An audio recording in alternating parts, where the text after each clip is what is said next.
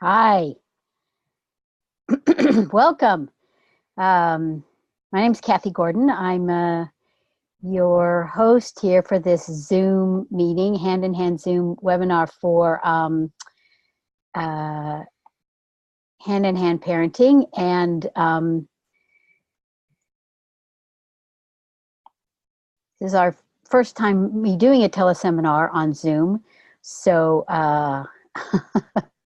bear with me, I guess. Let's see. So I can see who's here. Great. We've got a few participants. While people are coming on the webinar, I'll just tell you a little bit about me and a little bit about Hand in Hand. I'm Kathy Gordon. I'm a certified instructor of Hand in Hand, and I'm a single adoptive mom of a 15-and-a-half-year-old. He was born here in Los Angeles. He's been with me since he was 10 days old, so I'm his mom, have always been. And yeah, and we live here in Los Angeles. And I discovered Hand in Hand when my son was about 5. We were really struggling with bedtime and tantrums around bedtime, and I won a consultation with Patty, actually, and it changed my parenting. It changed my relationship with my son, changed my life, and I've been a teacher of one thing or another all my adult life. So it was sort of natural that I was like, oh, I'd really like to teach this. So I've been a certified instructor since summer of 13.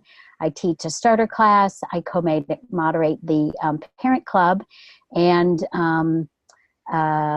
I just love of this work. It's really transformed my little family, and I really love bringing it to parents. So, and to tell you a little bit about more about Hand in Hand, because I'm going to just do this little introduction as people are kind of coming on, then we'll get into the meat of our discussion today.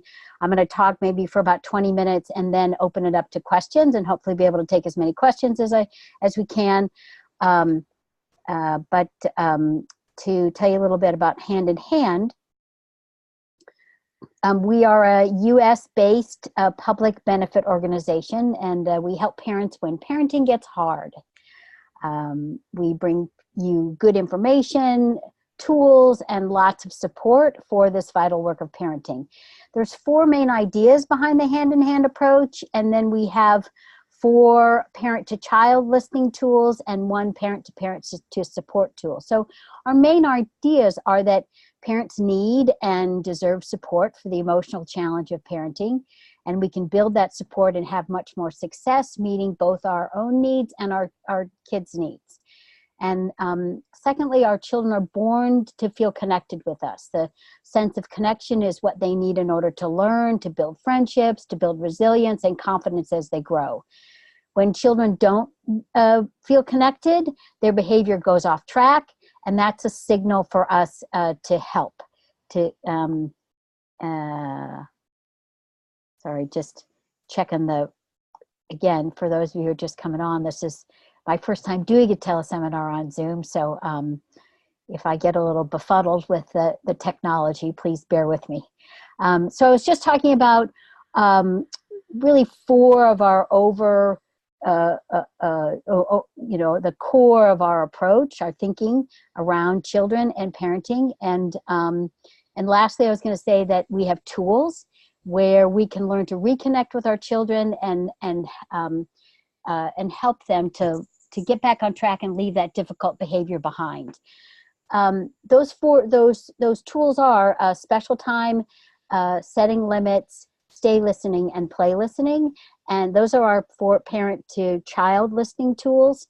And then we have our parent-to-parent connection support tool, which is our listening partnerships. That's primarily what we're going to be talking about today, listening partnerships, along with some other specific strategies to do in the moment when our kids push us over the edge. So lastly, Hand in Hand helps parents strengthen and rebuild the parent-child connection so we can feel successful as we love our kids, and so our children can thrive on the love that we have for them. So that's my little introduction about hand in hand. I'll talk a little bit more towards the end about the resources that we have, because we're big believers in that parenting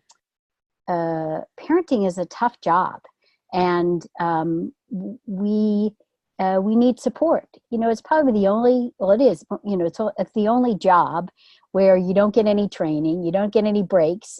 You know, you certainly don't get a paid vacation. You don't get mentored. You know, and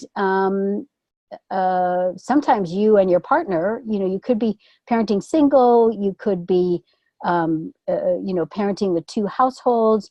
But even if you're in a two-partner household, sometimes you and your partner aren't even on the same page, which, you know, you wouldn't be in a regular job. You'd have you know, you'd have standing operating procedures in your regular job. So we at Hand in Hand try to make that manageable for you by providing support and providing lots of resources for that support, particularly in regards to what to do when, you know, your kids push you to the edge. So that's going to be my topic for today. And as I said, I'm going to talk here for about maybe 10 or 15 minutes and then open it up for questions, and hopefully answer the questions that you've brought today. So I'd like to give you like a little bit of a picture of what's happening in our brains when we feel like we're at the end of our rope. For the purposes of simplicity, we're just going to talk about how the brain, there's really three, well, parts or systems to the brain. You know, we have this higher reasoning center, our prefrontal cortex. We have an emotional processing center where we process emotions, we particularly process fear. We also store memories there. Then we have kind of at the base of our brain, we have our alarm center. So here's the interesting thing about memories. When they go into our brain, this is true for all human beings. But when those memories go into our brain, they go in with some feeling or some association, some feelings associated with that memory. Kind of like here's the experience, and then the feelings get glommed onto it. So in Hand, we like to take this big picture view that in the moment when we're feeling really tight and tense, it's not just the stuff in the moment that's affecting us, but it's actually, you know, all the other times in our lives, particularly back in childhood, when we felt powerless, when we felt hurt, when we felt disconnected, when we felt not seen or not heard, right? So Dan Siegel, in his book, Parenting from the Inside Out, talks about this, and he really does a lovely job of explaining the brain science behind this. But one of the things he says is that when something happens today, and it, you know, here's that experience from the past, and here's the feelings, right? And that experience from the past is kind of triggered, then our body responds neurologically as if we were back in that moment, like our heart rate, and, you know, we feel the same way we felt when we were small and this experience happened to us, and these feelings got glommed onto it, right? So if we take that broad perspective, that in the moment when when I feel like I'm at the end of my rope, when my kids won't listen, when they're fighting, when, you know, there's just, you know, it's bedtime has gone on for hours, that it's sort of the feeling is magnified or exacerbated by our own early childhood experiences. Now, the good news about this is that we can take responsibility for that. We can do something about that. We can heal those feelings. We can heal those old memories so that in the moment, we have more capacity we have more patience, we have more capacity to listen, we have more thinking, because literally when again, Dan Siegel uses this hand model, like here's the prefrontal cortex, here's our emotional processing center with all those memories, here's our alarm center. And when this emotional processing center or our limbic system or nervous system gets triggered, Dan Siegel calls it like we flip our lid, like we have no access to this prefrontal cortex, like the thinking part of our brain, right? So we have this wonderful tool called listening partnerships, where you exchange listening time with another person. And in that listening time, all that person's going to do is they're just going to listen. They're not going to give advice. This is why this is like, it's like so more powerful than just venting to your friend, who then's going to turn around and sort of give you advice or tell you it's not so bad, or they're going to commiserate with you. So your listening partner is just going to listen. And it's going to be like this safe space, like they're just here holding the space, and you're just dumping, the current upset in here. And then, and oftentimes if you let it, stream of consciousness, because again, this person's not going to interrupt you, what happens is then you start to get to those early feelings like, oh yeah, I remember when my dad was screaming at my mom and I was little and how scared I felt. So you get to those early feelings, and you get to, you actually, what happens is like, here's the experience, here's the feeling. And then in listening time, as I'm sharing that early experience, and again, my partner's just listening, they're just holding the thought that I'm good and that I'm going to figure this out. And what happens is that the feelings through like as I'm laughing or crying or trembling or sweating, as I'm, sharing these early experiences, like it literally, like the feelings release from the early experience. The early experience is still there, but now when my kids are not listening to me and I feel super disrespected and super powerless, that this early experience is not like that prickly thing, like that, like if you think like a cactus, like that sticks out, that you keep getting snagged on, right? So like, yes, you feel like, yes, it's frustrating that they're not listening to you, but your brain still stays integrated. You don't go to that huge feeling place, like you're at the end of your rope. You can still think. You can still think well about, oh, well, how could I get playful about this? And like, okay, hand in hand tells me that kids are more willing to cooperate when they feel connected. So how can I connect with them in this moment so that we can get through this bedtime, so that we can get out, we can get ready for school, we can get out the door. So that's the first thing I want to talk about or just offer to you, is this broader perspective that in that moment when we feel like we're at the end of our rope, that it's early stuff, early hurts that are getting snagged. And that listening partnerships is this powerful way to, again, it's not that early experience is still there, but the feelings that got glommed onto it you're gonna get to release. And so it's not gonna be, you're not gonna get caught so much in the moment. And we're all gonna lose it. I mean, even, I've been doing listening partnerships since my son was 5, so that's like 10 years. And actually, through another, when I was not a parent, there was another form of listening partnerships that I was introduced to. So I've had a lot of years of working on my early childhood stuff, and laughing, crying, shouting, using listening time to yell at my dad, to yell at the teacher who humiliated me, to yell at that girl in 6th grade who made fun of me on the playground. Like I've had a lot of opportunity to do that, and still I get frustrated. I lose it. So what do you do in the moment? Especially like, you're in the middle of bedtime. You can't, as much as you'd like to go stop and call a listening partner, it's not practical. So here's some things you can do in the moment. So number 1 is you can lay down. There's something about, you're already feeling powerless. And so Patty calls this kind of like just giving in to what you can't control. Like in that moment, you're feeling out of control, your kids are out of control, just laying down, it does, first of all, it does something to our nervous system where, you know, I find that, you know, if I try to keep moving and try to keep muddling through, I just get more agitated. When I lay down, not only does it shift my nervous system, but then my son gets curious. As he got older, he'd actually get embarrassed.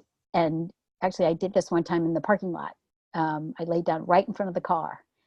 And, and then he was like begging me to get up. But then he started trying to pull me up. And now and now we're starting to laugh, right? So completely diffuse the power struggle. And the same thing can happen, you know, sometimes your kids will get curious, or they'll want to come over and sit on your tummy, or, you know, so it can really shift you out of that place of feeling like you're going to lose it and, you know, like you're going to start screaming. So that's the first thing you can do. The second thing you can do is, and this one requires a little preparation. And one of the things that's really good to do is like practice in the moments when things are good. So we have an article, and when the replay of this goes out, I'll make sure that it goes, but it's called Crazy Mad. These ideas, including laying down, are in this article. And then the article goes on to talk about how to empower your kids in that moment to assist you. Not that they're responsible for you, for your feelings, but you know, when you're feeling out of control and you're about to lose it, they pick up on that. That adds to their anxiety. So that's how things can just really snowball. So if you've practiced some ways in your family to for them to empower you when you start to lose it, then and you practice it in a light, humorous way, this is a good way for you to have what I call like an emergency fire drill. Like we do fire drills, or, you know, maybe you do them in your home. Your kids certainly do them in school. And so you want to have an emotional fire drill. So some things you might do is you might put a list of numbers on the fridge that your child can call when you start to lose it. And there's a mom who actually did this, and her daughter picked up the phone, called her friend, and said, "Mom needs to talk to you," and handed the phone to her mom. And I think it was one of her listening partners. So, you know, you can practice that. Like, you know, like we teach our kids to dial 911. This is like an emotional 911. So that's one thing, is that you empower them to reach out to a friend who can then, you know, give you like 30 seconds of listening time. You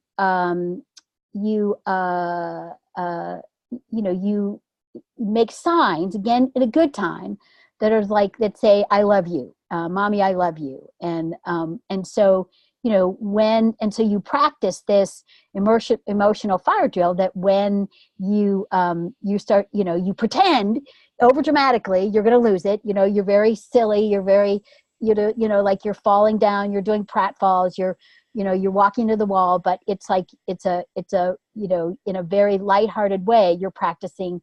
I mean, you're demonstrating that you're going to lose it, and you say, "Okay, show me the sign." And so then your kid holds up the sign that says, "Mommy, I love you." So, you know, that's another way to empower them. A third way to empower them is something that you, like there's a lot of parents that report that, like, going in and having a, you know, plastic baseball bat, or taking pillows and like pounding on the bed, you know, to really motor out those feelings, it is a, you know, and get those feelings out of you.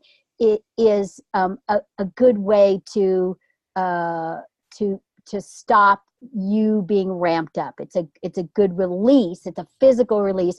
It isn't actually healing. It doesn't heal that, you know, the little old hurt that got triggered, but it is a release in the moment. And so again, in a very light-hearted, dramatic way, you say, okay, this is what we're going to do when mommy starts to get mad or daddy starts to get mad. You know, I'm going to go in the bedroom and I'm going to pound on the pillows and so you do this again in a very light-hearted, like when you start to pound on the pillow, but maybe you fall on the floor, you know, so you get a lot of laughter going around it. The reason for getting the laughter going around it is that you are talking about a serious subject, you know, mommy or daddy getting angry and starting to yell, but you're doing it in a very lighthearted way, so that any tension, anxiety that they're already feeling from maybe when you got upset in the past, they're releasing, so that in the moment when you actually do get angry, they can still think. You know, you've practiced this in a very lighthearted, fun way, a very connected way. And so in the moment of when you really do get upset, then they can still think long enough to go like, mommy, go hit the pillows, mommy, go hit the bed. You know, so these are some ideas. You know, there's some, you know, everybody has some good ways of kind of snapping themselves out of it. A couple of other things I'll throw out there is, you know, going in the bathroom and splashing water on your face, trying to drink water backwards, you know, see if you can give yourself a case of the hiccups, you know, going into the bathroom and using the mirror as a listening partner, you know, and just saying to the listening partner, you know, like, I can't do this, the mirror, you know, for 30 seconds to 2 minutes. So, you know, there are things that you can discover about yourself. And again, the best way to do this is when it's good and you're just lightheartedly practicing. You know, I encourage you to discover what those things are for yourself. I think that's primarily what I wanted to talk about in terms of when your kids push you over the edge. You know, there's lots more to talk about around it, but I thought I would end there and just open it up for questions. And let's see if I can figure out how to do this. So I'm opening up. Oh, so I think you can raise your hand if you have a question, and I can actually, well, here, I'm going to open up the chat so you can type a question if you're on your computer. If you have called in, or even if you're on your computer and you can use audio, I think you can raise your hand and then I can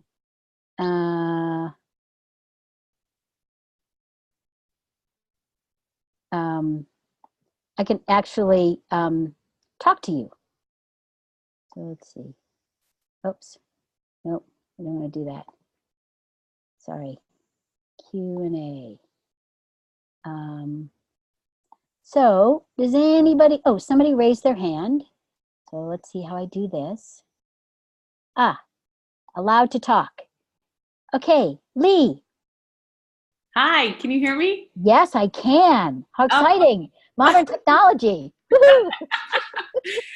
I guess I was wondering kind of what your thoughts on or how to go about, like, I have a 4-year-old son and a baby, but when there is a moment where I kind of lose it, like afterwards that's happened, like how do you communicate to your kid that like it's not their fault, or kind of explain what happened, or do you even think that's necessary, or kind of just like how do you deal with that? Yeah, so great question. I think, yes, you can absolutely apologize. I think, you know, that's a good practice to start in a family. You know, I'm sorry, mommy lost it. You know, I'm sorry, I yelled, you know, it wasn't your fault. But since the experience of you getting angry went in on a nonverbal level. It like went into their emotional processing system, into their nervous system. You want to also work with it nonverbally. So you want to then offer special time where they're the one in control, and you are. So for anybody new, if you don't know what special time is, so special time is one-on-one undivided attention. It's for a finite amount of time. So you set a timer. You it is possible. It's not 100. It's not quite as potent, but you could do this with babe in arms, because you're following his lead. Him, right? You're older as a boy. Yeah. Yeah. You're following his lead for 5 minutes. He gets to do whatever he wants. So when you put yourself in a less powerful role for that finite amount of time, you're not going to answer the phone. Let's see did I tick off the undivided attention, one-on-one. You follow their lead. You try to say yes to whatever they want within safety and financial and time constraints. If they want to go to Disneyland, you can't do that in 10 minutes kind of thing. And you're not going to answer the phone. You're going to give them your undivided attention. Yeah. So those, for anybody new, those are the elements of special time. But the idea of you taking the less powerful role and giving him the power for that 5 or 7 minutes where you just delight in him, that helps counter some of the fear that went in when you got angry. On a nonverbal level. The other way you can do it is by offering rough and tumble, where he gets to get you. Like it only takes, like, he just touches you and you fall over. And there's article on our website called 3 Ways to Connect with Your Older Child. Again, I'll make sure that goes out. But there's some great games in there that you can play with babe in arms, like where you sit. So how old's your younger?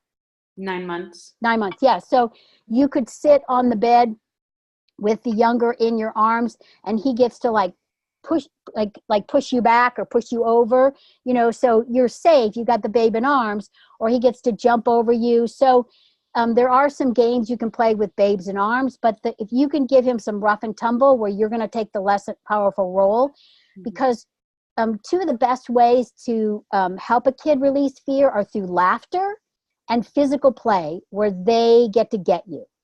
So yes, it's great to apologize, and just know that since it went in on a nonverbal level, to help release it through special time and rough and tumble are really going to help him feel safe and connected again. Does that make sense? It does. Do you think it's important to do it as quickly as possible after the event happens? Yeah, I do. And then the other thing to look for is that, because fear can drive off-track behavior, is that you might, after you get upset, he might be, cowed for a little while, but then you might start to see some off-track behavior. And just know that if you bring a warm limit and you listen to his feelings, that again, it's his limbic system natural way of releasing any of the fear that went in. Just like the kid who goes too fast down the slide and they go whomp and they hit the back of their head. That child who's allowed to cry, that little fear that went in, they just release it. And then often that's the kid that goes right back up on the slide. So, look for those moments as well. And then of course, the other piece of this is, we want to then take our guilt to listening time, so that, we're not looking to our little one for forgiveness. That's an inside job. We want to do that for ourselves. And so a listening partner can really help with, us, as I said, like they're just listening. They are holding the truth that you are good and you are already forgiven. You did nothing wrong, but then you get to, just dump your guilt there, and you get to forgive yourself there in listening time. So does that make sense? That does, yeah. Thank you. Great. All right. So Gina asked a question here. when talking to listening partners, I can't seem to get feelings out. Any ideas how to do this? Oh, yes. This is one of my favorite subjects. And in fact, I told you I'm a co-moderator of the Parent Club. In the Parent Club, I created a post called How to Get to Feelings that's got a list. So here's my recommendations. So first of all, you need to make sure that your listening partnership, your time is really protected. That in that listening partnership, that your partner is following the guidelines of not interrupting, no advice, no commiserating, and it's great if you can also, like, even if you're doing listening time, your partnership with a friend, that when you're doing listening time, that it's away from any other socializing that you do. So that creates more safety in your listening partnership. You have to be able to, you have to feel safe. You have to be able to presume safety in a listening partnership in order to get to feelings. And that's why sometimes, as counterintuitive as it sounds, it's sometimes easier to do a listening partnership with somebody with whom you have no history. Like, you're not friends. You're not going to see them in the preschool drop-off line. You're not going to see them at Mom's Club book club, Mom's Club book club meeting. So that's the first thing, is to make sure that you're following the guidelines, and so that there is safety. Then here's my recommendations. Make sure you're in a private place where you can make a lot of noise and you can move around. I'm now in a living situation where I have to do listening time in my car, and I miss being able to move around. One of the things that really helped me was I would bend over, and when I would release my lower back, feelings would come. I don't know why, but it just, so putting yourself in a private place where you can make a lot of noise and move is ideal. Now, there may be those times where you're trying to get like 5 minutes of listening time and your kids are in the other room. Like, that's different. I'm just talking about, like, for a regular, like, ongoing listening partnership, it's great to try to get that privacy and be able to move. Then you can start with what's happening in today, but try to get to, like, what's underneath that. So some good questions to ask yourself are, does this remind me of anything? Our mantra is work early. So does this remind me of anything? Does, and I tend to think in pictures. So often, like, a picture or sort of a image, I don't know if it actually happened. So I was talking earlier about, like, work, this picture this image popped into my mind this one time of my mom was holding me in her arms. So, let's say I was maybe under a year, and my dad was screaming at my mom. Now, we don't have that kind of memory with a time date stamp on it until we're about somewhere around 1.5 to 3 years old. That's the hippocampus that controls that. So I probably don't have that actual memory, but given my childhood, that's probably a likely scenario. But how interesting that picture popped into my mind. So kind of allow yourself, stream of consciousness, to just whatever comes up. Along with that, skip the details. Skip the details. Your partner doesn't need to know. Your partner is holding the space and holding this mantra. You're good. Everybody you're talking about is good. You're going to figure it out. That's their job. And I say to new partners, I say the less you talk, the better. Because if they're asking me questions or giving me directions, sometimes that interrupts my process. So everybody's different. Some people like a little bit of a prompt, like, well, does this remind you of anything? Or what's underneath this? Some people like that little prompt. I've been doing this so long that that interrupts my process. So if I find myself, like, telling the whole story of the details, I'm like, I'm tap dancing around the feelings here. So I try to get right to, like, what's underneath this? What does this remind me of? And work early. And then sometimes I just make sounds. like that, like gets me out of my head, drops me into my feelings. Um, uh, and so, those are some of the ways I get to feelings. Some other things you can do. Sometimes it works really well to start with what's going well. Like sometimes if you're stuck in the venting, like see what happens if you start with like what's going well, and sometimes that can open you up. Um, uh, Laughter is a really um, I can't remember what, like oftentimes like the odd things will pop into my mind. Like I remember like this phrase, like queen for a day popped into my mind. I don't even remember what I was working on. But that was an old commercial from the 50s where you got a new washer and dryer. You were queen for the day or something like that.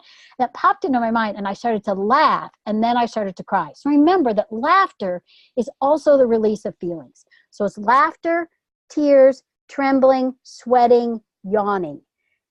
So laughter can also be a way to get, just thinking of the absurdity. Like one time I got to a great place with all of the things I was imagining I was going to do to my son to make him into a Stepford child, to make him into this obedient child. I was going to try hypnosis. I was going to duct tape him. I was, like I just started to laugh and laugh and laugh and laugh and laugh. And I don't know if I ever got to tears in that listening session, but it certainly did release a lot of the tension that I was feeling. So I hope, Gina, that gives you some ideas. Oh, I'll say one other thing.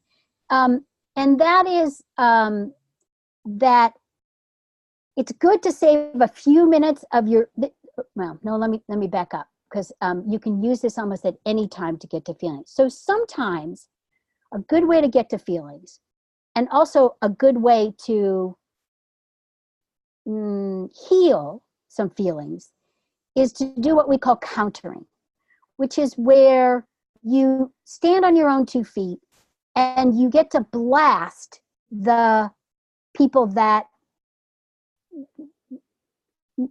inadvertently, will presume their goodness, hurt you when you were small. So, I recommend like doing ninja kicks, like hi-ya, hi-ya, and imagine punching them in the nose. Now, remember, you don't have to be nice in your listening time because your partner is holding the truth that they did the best they could in the moment. And what's really powerful about that is you don't have to do that thing that we do in normal conversation where you flip back and forth, where you go, oh, there's, it makes me mad, they're doing blah, blah, blah, blah, blah. But I can understand how they might be you don't have to do that thing where you flip back and forth where you like see their point of view or you apologize for your feelings. Your partner is going to hold the truth that that whoever you're talking about was doing the best they could in the moment. So you get to blast them. You get to imagine punching them in the nose. Pick up pillows and bang, punch the pillow, and it's not that in and of itself is not healing, but sometimes standing up for ourselves can break us open and lead to those deeper feelings of sadness and grief and hurt and fear. Those are all some of the ways that I have found that it's really powerful to get to feelings. So, Gina, I hope that helps. Let's see. Who else? How do I do this? Any other questions?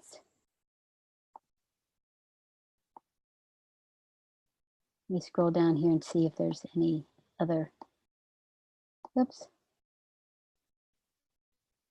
Okay. Any thoughts, any feedbacks, anything you want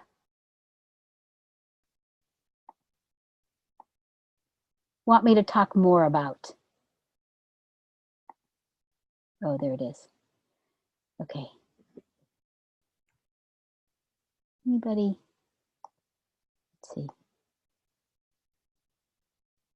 Let's see. Lee, did you raise your hand again? Let me see. Yeah. Oh, great. Okay. Yeah. So the other thing, it kind of goes in the same thing, but when you start feeling like you're losing, like you can feel that pressure mounting. Yep. Um, I'm gonna try the lying on the floor thing, but what I've done, and I'm wondering if you think this isn't a good plan, or again, I tried to communicate something to my son, and I'm seeing now Yep. that words are not the way to go. But I'd say something like, I'm getting frustrated, or something like, I'm sorry, buddy, I'm getting really frustrated. I'm gonna need a minute, or something like that. Yeah. Is that okay to? Does that communicate anything, or yeah, I guess. You think just stay physical, like lay on the ground, or?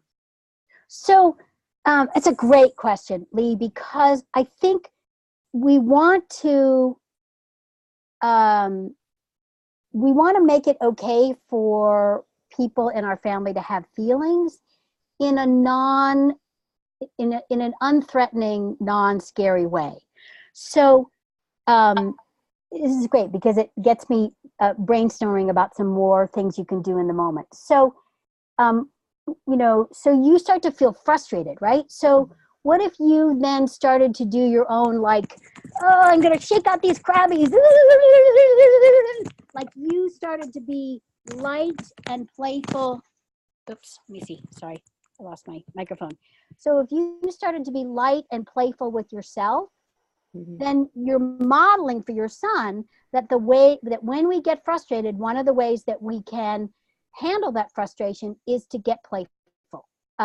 Is that we can dance our crabbies out, we can shake our crabbies out, we can put on music, we can put on, and this is going to really help you, like when he's struggling, that you're starting these practices in your family where when we're having a tough time, we do things that are playful and connecting.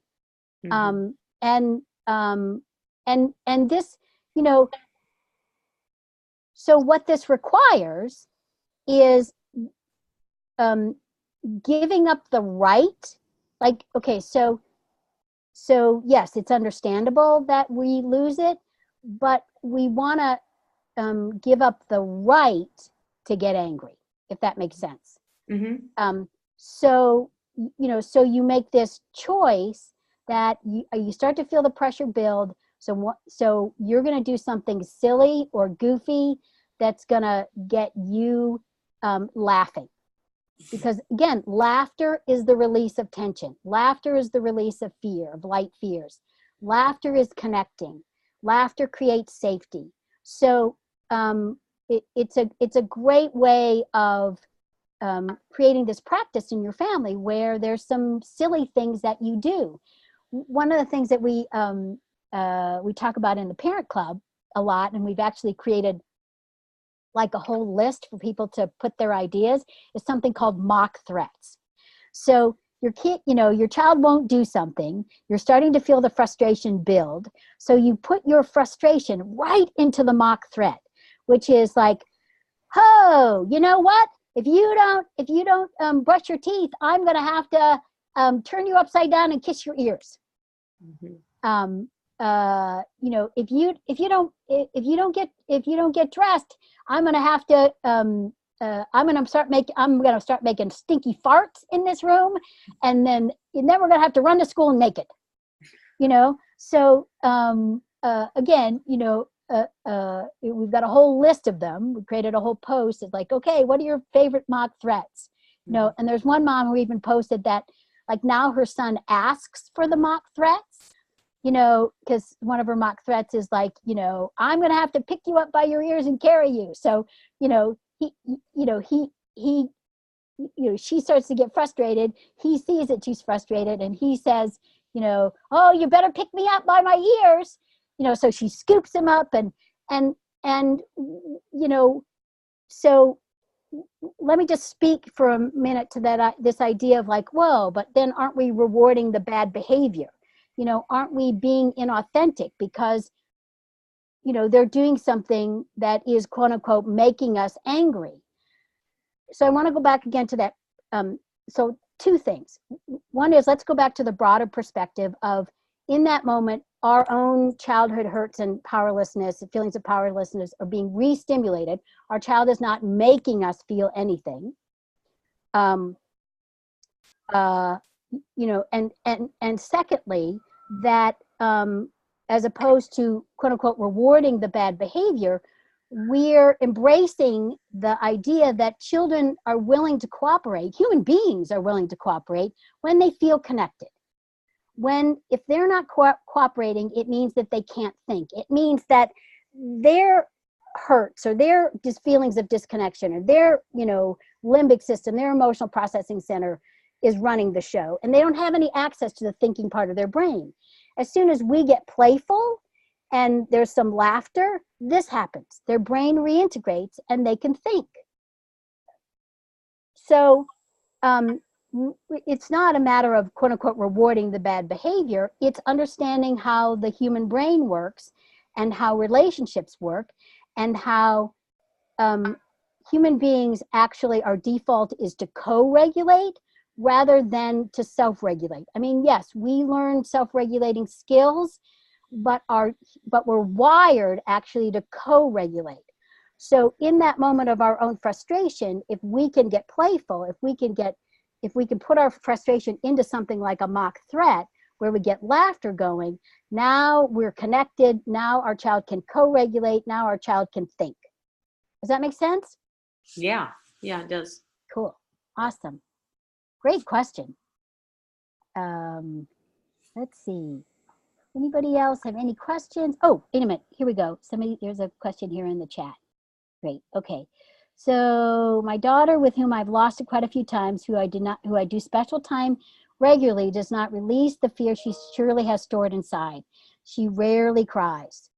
She did once a couple of days ago, and I was happy, if I may say so, but she only began to release some tension, and that was such a rare occasion. She's a joyful child and laughs quite a bit, but what about all this accumulated tension and fear? It seems that she barely started to release some of it. Great question. So first of all, I want to reassure you that laughter is the release of fear. So and caution you that whenever we get an agenda that our child needs to cry, and I'm going to sort of talk out of both sides of my mouth here, because definitely our tool of setting limits, where we bring a warm limit and they bump up against it and they have a tantrum, the intention of bringing that warm limit is to help them release the feelings so that they can think, and then they can change their behavior. Rather than bringing the limit as a consequence or a punishment, we're bringing the warm limit so that they can bump up against it and have some feelings. But even in that setting limits tool, our primary intention is connection, rather than I'm bringing this limit so you can have a good cry. Because as soon as we get tight about the fact that we think they need to cry, that actually erodes the safety. So it's kind of an advanced nuance that I'm sharing with you all around that tool of setting limits. But you can, I just want to, let's see, did it say who posted this? Sabine. Reassure you, Sabine, that that laughter is the release of fear, and that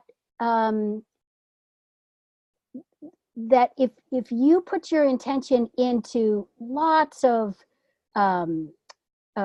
especially lots of physical play, lots of rough and tumble, where you take the less powerful role and she gets to power over you, then you're countering any of those times when you lost it. She is releasing the fear. She is feeling powerful. When you take the starter class, which I hope all of you will do. In fact, I'm leading a starter class that starts in July. Wednesday, July 10th at noon Pacific, which is 8 UK. I think there's not any time changes in there. So when you take the starter class, there's this great video where this dad's doing special time, and you can see that his daughter is working on fear, because she keeps kind of pushing for riskier and riskier physical play, to where the point where she's holding on to the back of his pants and he's like running around the room like that kind of Snap the Whip. If you ever played Snap the Whip when you were a kid, you know, like she's being whipped around and she's laughing and laughing, and she's, you know, that laughter is the release of fear. So if you put your focus on physical play where she gets to power over you,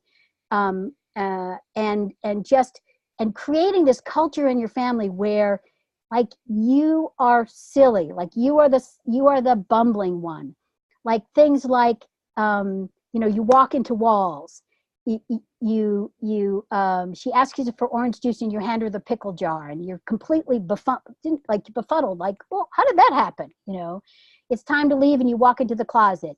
You get up in the morning and you put your underwear on your head. Now you come and you wake her up and you've got your underwear on your head, and it's an underwear wearing head day. You know, so you create this culture of laughter by you being the bumbling, like Larry Cohen in his book Playful Parenting calls it, you being the village idiot.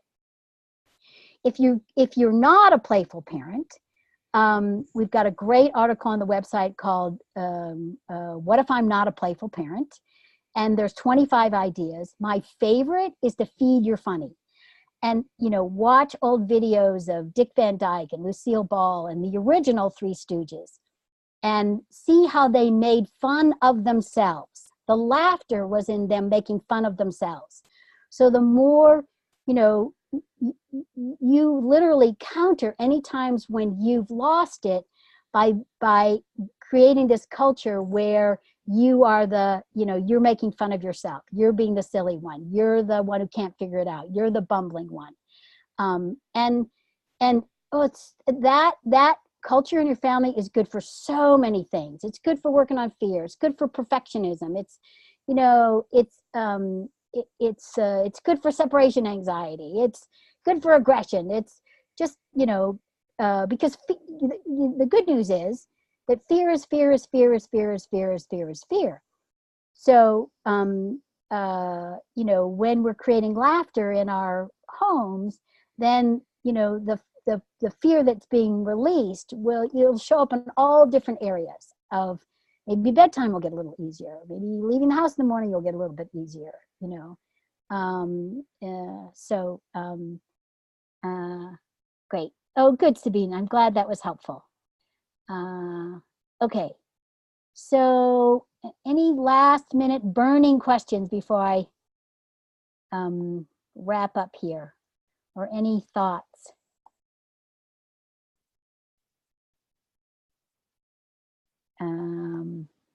Before I do my little, okay, so I mentioned, oh, let me talk about resources. Yes. So, of course, we have our wonderful hand-in-hand parenting.org website, where there's all kinds of articles. There's articles on listing partnerships in particular. You know, I've mentioned a few of the articles today. There's all kinds of articles on playing in different situations. One of our instructors, Kate Orson, has done a wonderful job of creating these different lists. So tips for getting out of the house in the morning, 20 ways to heal, playful ways to heal separation anxiety, 20 playful ways to heal anxiety, aggression, 15 playful ways to intervene playfully with sibling rivalry. So there's all kinds of, you know, how to be playful around teeth brushing. There's all kinds of great ideas on how to be playful on our website. We have a Facebook group called Hand in Hand Parent Connect. It is a free Facebook group where you can connect with other hand-in-hand parents. That group is primarily for people who are just discovering hand-in-hand, because we do a lot of posting of the basics of what the tools are.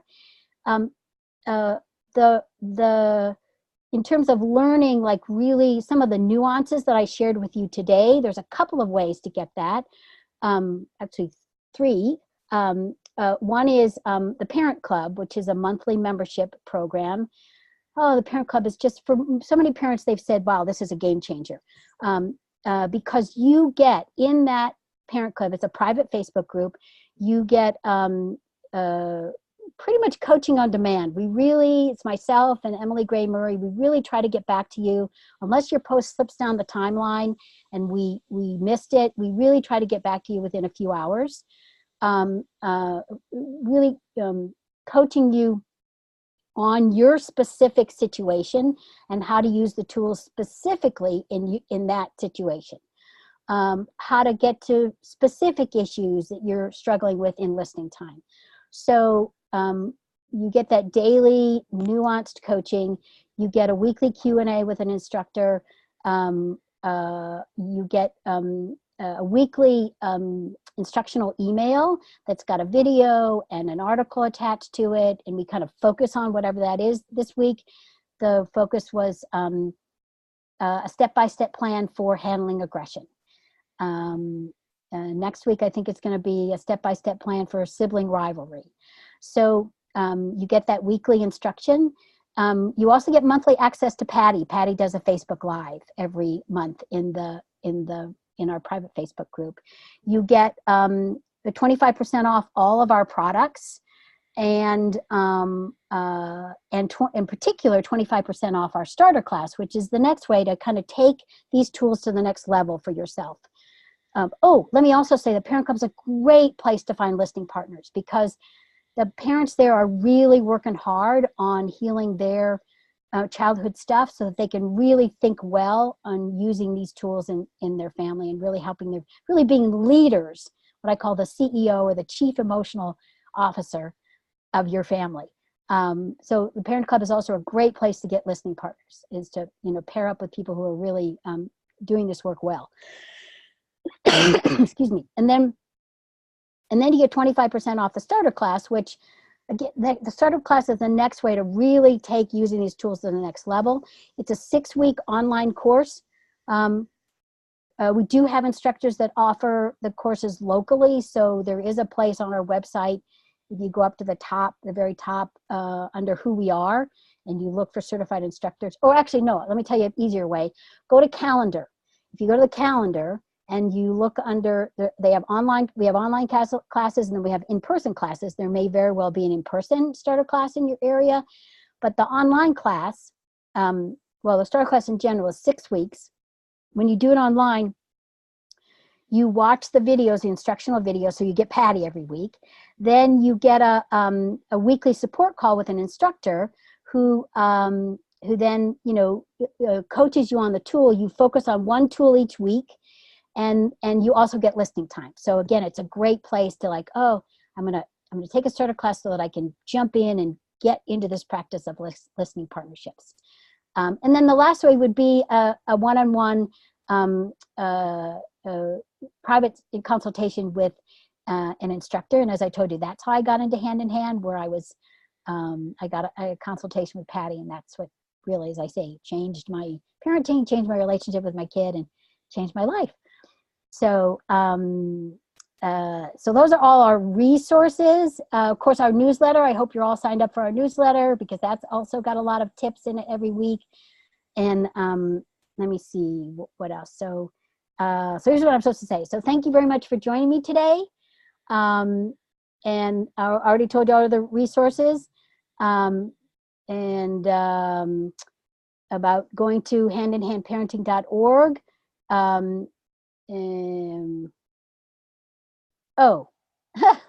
Sorry, this is what I'm supposed to say. I'm supposed to recommend the self-guided course Listening Partnerships, which is amazing. We have 5 different self-guided video courses: sibling rivalry, separation, aggression, setting limits, sleep, 6, and listening partnerships. I highly recommend, particularly for this subject of what to do when your kids push you over the edge, is the listening partnership self-guided video course. Again, if you join the Parent Club, it's 25% off. And we're also giving you some of those videos in our weekly instructional email.